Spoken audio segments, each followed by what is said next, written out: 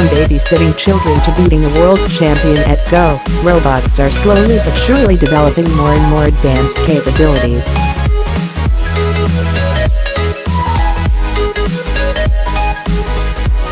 And many scientists, including Professor Stephen Hawking, suggest it may only be a matter of time before machines gain consciousness.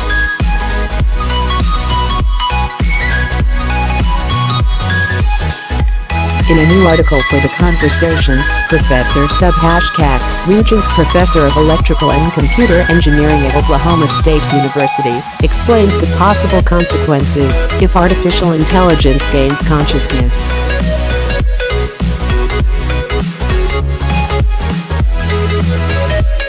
Most computer scientists think that consciousness is a characteristic that will emerge as technology develops.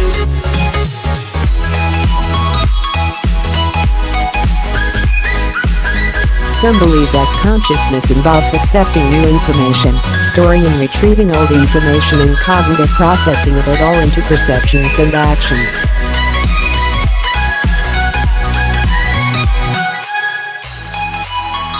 If that's right, then one day machines will indeed be the ultimate consciousness. They'll be able to gather more information than a human, store more than many libraries, access vast databases in milliseconds, and compute all of it into decisions more complex and yet more logical than any person ever could.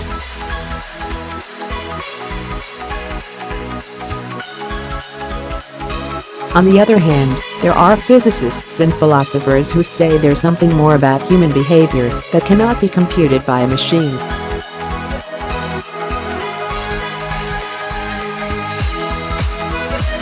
Creativity, for example, and the sense of freedom people possess don't appear to come from logic or calculations.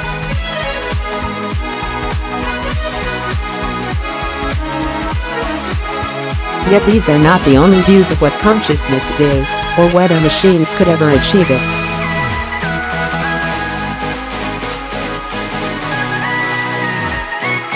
Forget about today's modest incremental advances in artificial intelligence, such as the increasing abilities of cars to drive themselves.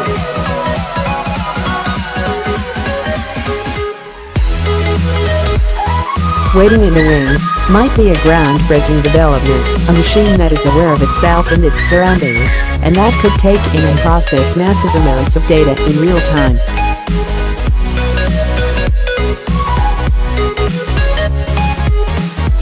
It could be sent on dangerous missions, into space or combat. In addition to driving people around, it might be able to cook, clean, do laundry, and even keep humans company when other people aren't nearby.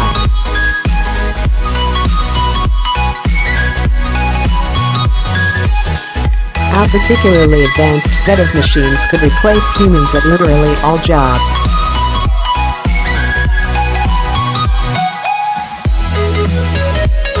That would save humanity from workaday drudgery, but it would also shake many societal foundations.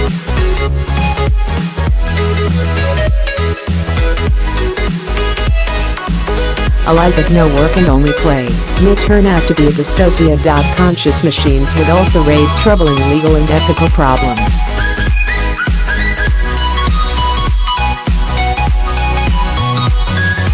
Would a conscious machine be a person under law and be liable if its actions hurt someone?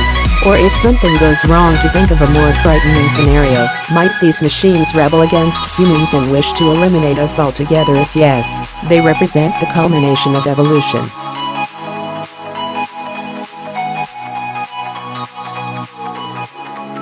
As a professor of electrical engineering and computer science who works in machine learning and quantum theory, I can say that researchers are divided on whether these sorts of hyperaware machines will ever exist.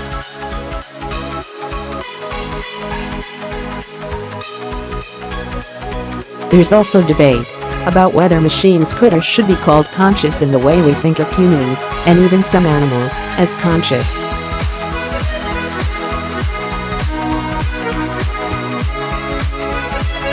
Some of the questions have to do with technology, others have to do with what consciousness actually is.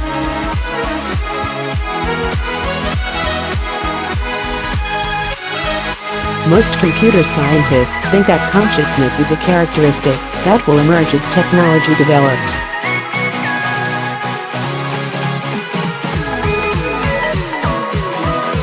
Some believe that consciousness involves accepting new information, storing and retrieving old information, and cognitive processing of it all into perceptions and actions.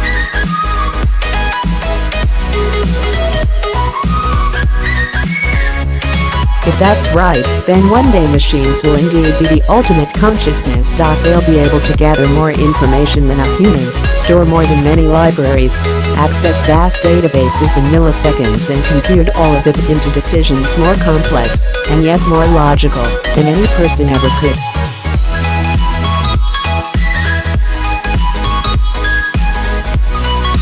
On the other hand, there are physicists and philosophers who say there's something more about human behavior that cannot be computed by a machine.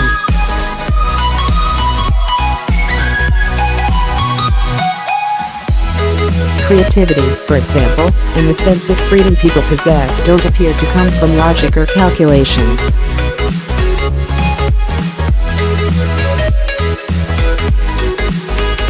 Yet these are not the only views of what consciousness is, or whether machines could ever achieve it.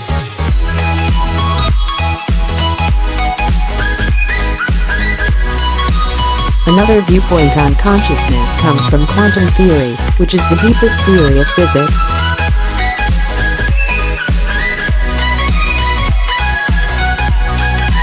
According to the orthodox Copenhagen interpretation, consciousness and the physical world are complementary aspects of the same reality.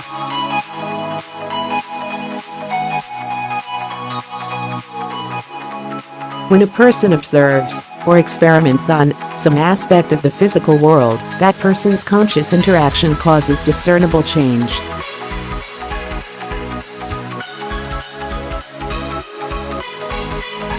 Since it takes consciousness as a given, and no attempt is made to derive it from physics, the Copenhagen interpretation may be called the Big C view of consciousness, where it is a thing that exists by itself, although it requires brains to become real.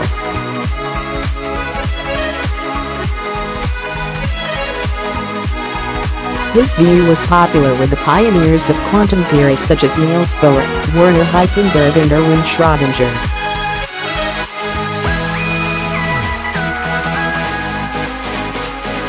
The interaction between consciousness and matter leads to paradoxes that remain unresolved after 80 years of debate.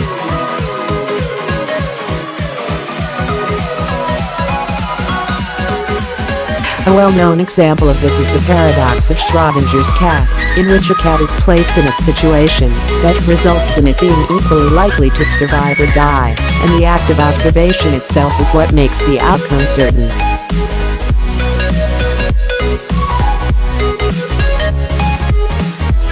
The opposing view is that consciousness emerges from biology, just as biology itself emerges from chemistry, which, in turn, emerges from physics.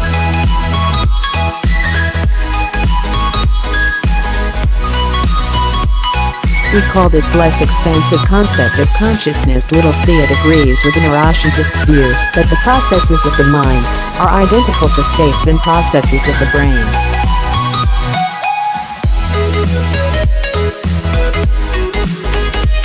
It also agrees with a more recent interpretation of quantum theory motivated by an attempt to rid it of paradoxes, the many worlds interpretation, in which observers are part of the mathematics of physics.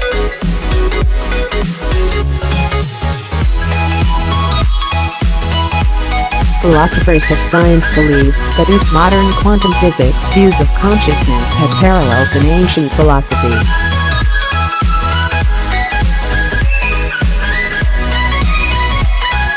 Big C is like the theory of mind in Vedanta, in which consciousness is the fundamental basis of reality, on par with the physical universe.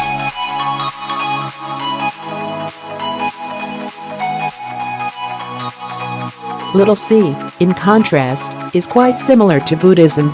Although the Buddha chose not to address the question of the nature of consciousness, his followers declared that mind and consciousness arise out of emptiness or nothingness.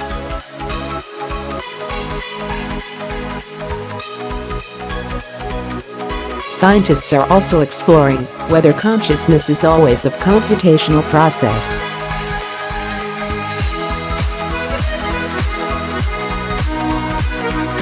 Some scholars have argued that the creative moment is not at the end of a deliberate computation.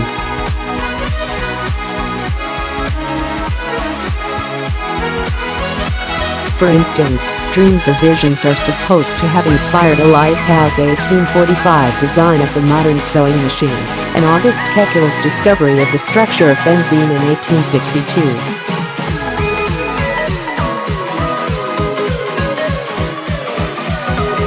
A dramatic piece of evidence in favor of big C consciousness existing all on its own is the life of self-taught Indian mathematician Srinivasa Ramanujan, who died in 1920 at the age of 32.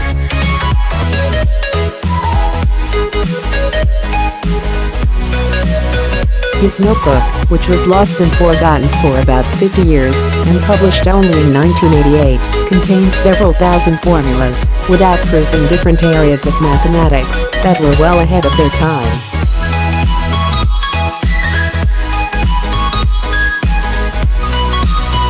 Furthermore, the methods by which he found the formulas remain elusive. He himself claimed that they were revealed to him by a goddess while he was asleep.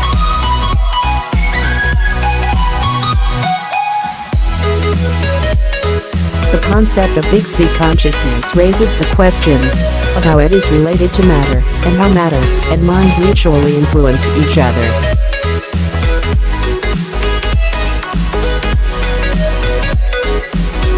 Consciousness alone cannot make physical changes to the world, but perhaps it can change the probabilities in the evolution of quantum processes.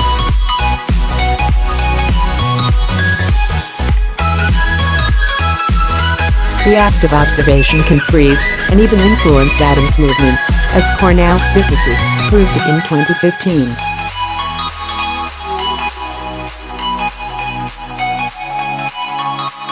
This may very well be an explanation of how matter and mind interact. It is possible that the phenomenon of consciousness requires a self-organizing system, like the brain's physical structure.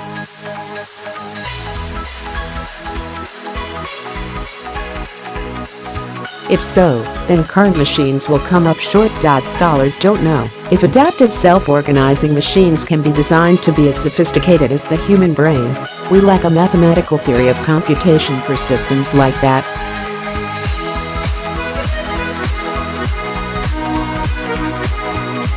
Perhaps it's true that only biological machines can be sufficiently creative and flexible.